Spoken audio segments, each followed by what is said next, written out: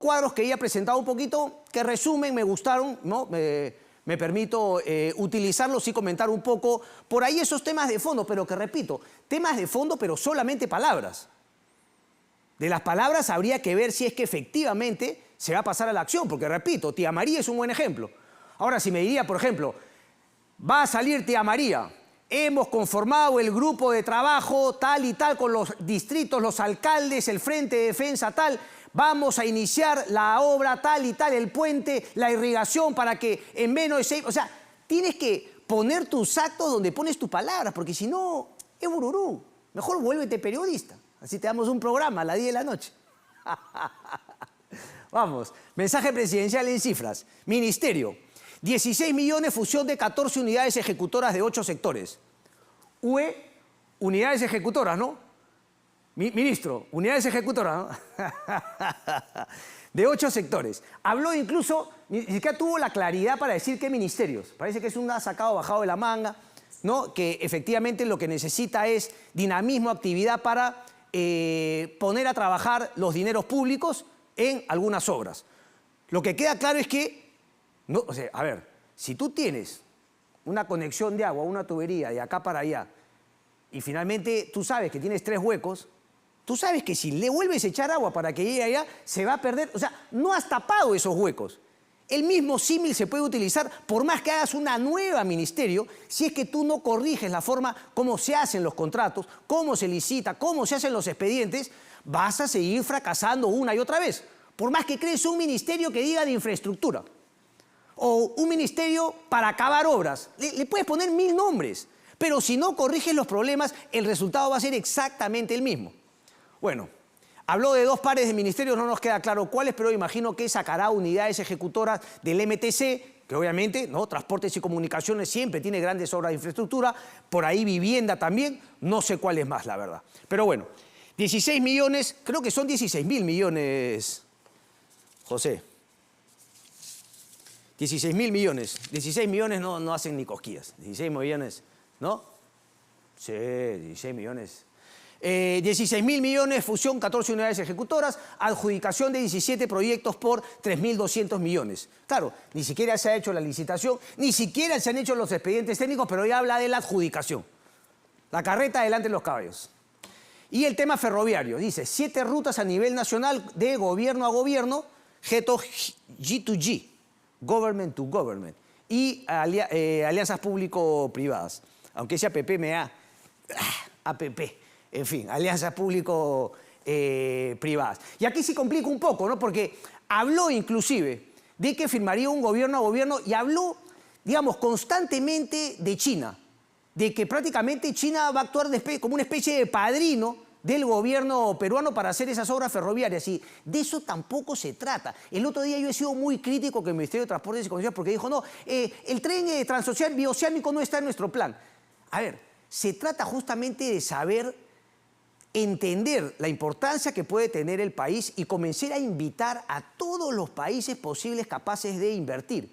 Y no solamente ver qué país está dispuesto a invertir ahora en esta situación en la cual estamos actualmente. Entonces tú dices, bueno, tengo que mejorar esto y esto y esto para que mis índices como un país susceptible de recibir inversión vayan aumentando. Pero no te puedes quedar en la mediocridad de decir, bueno, como somos un país que no tiene estabilidad política, estabilidad social, estabilidad económica, etcétera, etcétera, solamente estamos a disposición de países que tienen, digamos, casi no tienen aversión al riesgo, casi no les da miedo. Es más, gozan invirtiendo en países como el nuestro, con todos estos índices tan caídos respecto a estabilidad. Hablo de China, que no le guste piña, pero esa es la realidad. ¿Debemos bloquear la inversión china? Para nada.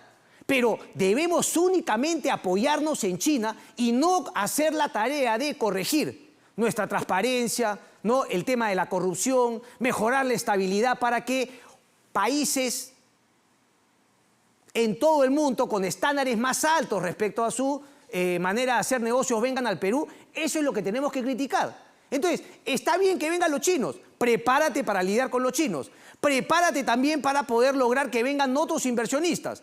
Mientras más abras la cancha, mejor para la inversión.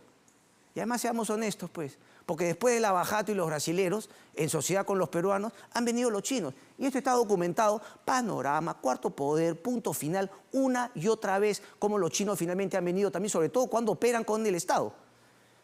Curiosamente, cuando vemos que hacen una obra privada, aquí en el Perú, como el puerto, la cosa va bien. Y es que Odebrecht era igualita. Cuando hacía una obra, yo siempre hablo de la carretera que le hizo a Antamina, es una obra de primer nivel, en el cual seguramente fue un win-win. Odebrecht tuvo una rentabilidad y Antamina también tuvo una muy buena obra a un precio bastante competitivo. Pero cuando entraba el tema con el Estado, ahí es que, bueno, la pared, sí, no, uno por uno, sí, ¿cuánto cuesta? 10 soles, cobra 30, repartimos 10, nosotros nos guardamos 20 y eso sí, después le metemos un arbitraje para levantarnos 10 más. ¿Por qué? Porque el Estado no se corrige. No hacemos justamente esa reforma de segunda generación para volver al Estado, si bien más pequeño, mucho más eficiente y que pueda competir y negociar al mismo nivel con los privados. Pero bueno, te hablo respecto de seguridad, ¿no? Creo que teníamos unos títulos ahí. Inseguridad y pobreza. No, esto es pobreza. Vehículos, infraestructura y unidades de flagrancia. Las unidades de flagrancia es algo en lo cual yo coincido plenamente, pero eso me parece que es algo que deben implementar el Poder Judicial y el Ministerio Público en pared con el Ejecutivo. Y ahí, finalmente, se trata de un tema de presupuesto. Transferencia bimestral para hogares en extrema pobreza. Gracias, ministro. Alimento más presupuesto para ollas, Calibarma, pensión 65. Eran 100 soles más de 250 a 350. Pero claro, se habla de más gasto, pero no se ha hablado, por ejemplo, de la inversión privada. Porque con la inversión privada es que finalmente empresas hacen negocios, hacen su rentabilidad, pagan impuestos. Cuando hay más empresas haciendo negocios, hay más puestos de trabajo. Más puestos de trabajo, más gente finalmente recibe un sueldo que va y lo gasta, ¿ok? Y finalmente la rueda empieza a girar. Pero respecto de la inversión privada, ni una sola palabra. Solamente ha tirado cifras y además, vamos a decir la realidad, cifras no, digamos, no irreales, pero sacadas de contexto. Les doy un ejemplo. Tú puedes decir, por ejemplo, que el año pasado se ha vacunado a 3 millones de niños. Claro, pero si lo pones en un contexto y te das cuenta que anualmente tú tienes que vacunar a 7 millones de niños, es un resultado mediocre. Pero claro, entiende la trampa. No, hemos vacunado a 3 millones de niños, soy viejo. Eran 7 millones de niños que tú tenías que vacunar contra la sarampión o lo que sea, por dar un ejemplo. Menos del 50% de lo que deberías haber vacunado. Un fracaso rotundo. Pero sin embargo, no, la trampita y los números. La mediocridad.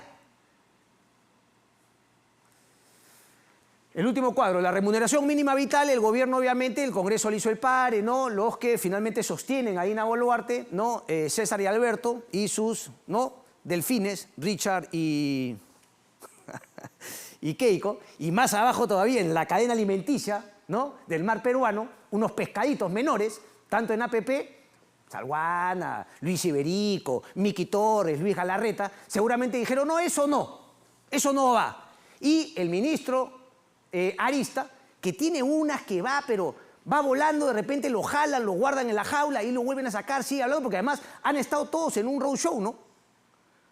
O sea, después de ese papelón de estar aplaudiendo sandeces 5 horas, no tienen reparos en ir a defender a la presidenta Dina Boluarte y al mamarracho de mensaje. No solamente en forma, sino en fondo. Y repito nuevamente, a Natalia Amprimo. Convertidos en una suerte de abogados de oficio, visiblemente en algunos casos, bonzos palaciegos. Ahí están los bonzos palaciegos, por todos los medios de comunicación, defendiendo lo indefendible. Minería, formalización y 5 nuevos proyectos. Habló, repito, una vez, el tema de Tía María. Tía María va, pero al mismo tiempo no hago nada para que vaya. Y lo dejo en manos de los privados. No he reformado absolutamente nada. Y el empleo, mi carrera, capacítate para más empleos. Le damos las gracias, ¿no? A Paola del Carpio por estos cuadros, que claramente, digamos, es una descripción objetiva de lo que aparecía en ese mamotreto de 80 páginas.